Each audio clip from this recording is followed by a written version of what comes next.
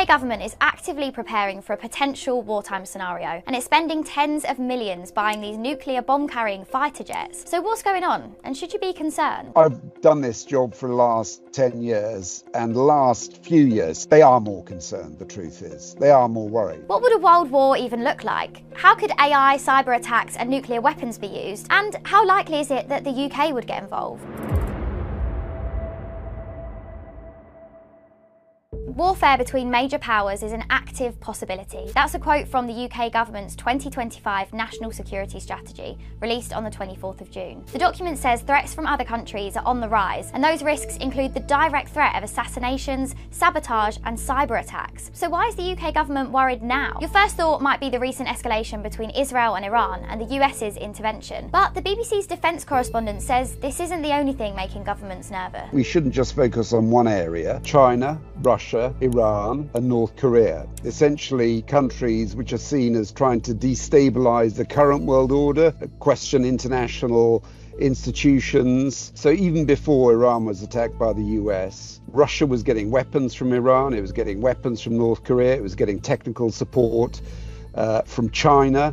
In its war with Ukraine, a lot of certainly people in the military were worried that they were joining up in this what some call the axis of upheaval, and that could spark a conflict in the future. So I think those are the concerns, not just Iran itself, but what's happening in Ukraine, what's happening in China with its ambitions for Taiwan. So the war in Ukraine, Putin wanted to overthrow the pro-Western government, and as of now has taken around a fifth of Ukraine's territory. And China's ambitions for Taiwan, as Jonathan put it, is that it wants to reclaim the democratic, self-governed island off its southeast coast, and it hasn't ruled out forcibly taking over. China and Russia are both named in this document as major powers who want to reshape international order, which would then threaten the UK's security.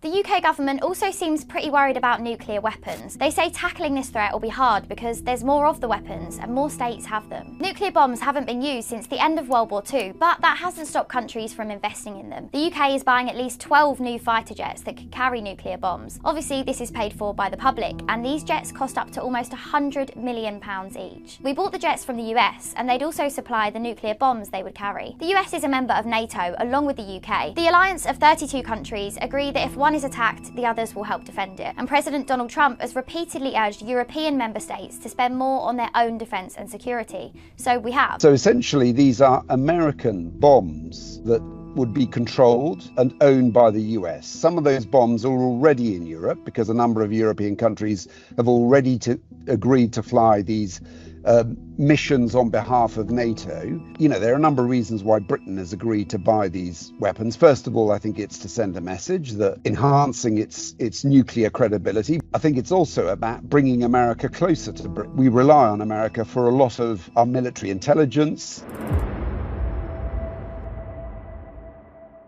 Technology is also likely to change war. We've already seen how drones have completely changed modern warfare across the globe. They can make military operations more precise and efficient, act as decoys, as surveillance, or even do direct attacks. So what would a war look like now? Wars are being fought from greater distance, but countries are using weapons like drones, artificial intelligence essentially now able to make decisions as to what target to hit without a person telling it. People are preparing for a war in space. We know that Russia, China have already developed weapons that could be used in space to shoot down satellites, the satellites we depend on for GPS, for banking transfers, all those sorts of things. America too is developing offensive weapons for space. There could be new areas where wars are fought. Cyber, you know, that's not something that often kills people, but it could if you turned off all the electricity supplies to a hospital. So what are the chances of you being conscripted in the UK? They're pretty much zero. As of now. The UK government can't even recruit enough for the army for their regular force now. You could argue conscription would help, but there's just no political appetite for it. So how concerned should you be about all of this? The UK government has set out what it plans to do to reduce the risks we face. They say they'll strengthen borders and national infrastructure. So reading between the lines, that's protecting things like electricity, gas and transport networks from attack. And they'll put more money into the armed forces to make them more lethal and ready for warfare, and invest more into AI as a form of security. What would you say say to someone who is worrying or joking about the potential of a world war in which Britain is heavily involved? So people are taking it more seriously than they were. Everybody assumes that the peace that we've had